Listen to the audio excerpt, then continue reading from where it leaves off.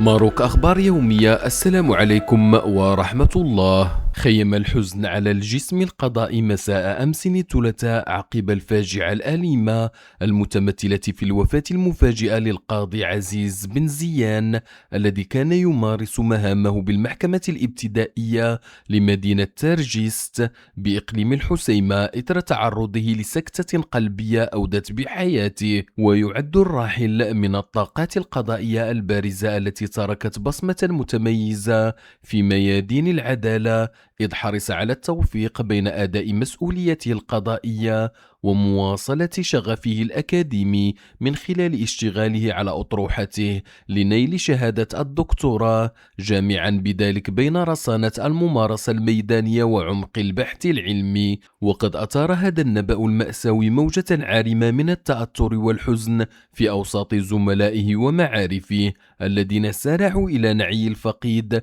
بعبارات مليئة بالأسى، مستحضرين خصالا حميدة ونبيلة طالما طبعت مسيرته من كفاءة عالية وأخلاق رفيعة وإخلاص نادر في خدمة العدالة. ويذكر أن القاضي الراحل كان يشغل أيضا عضوية المكتب الجهوي لنادي قضاة المغرب، فإن لله وإنا إليه راجعون.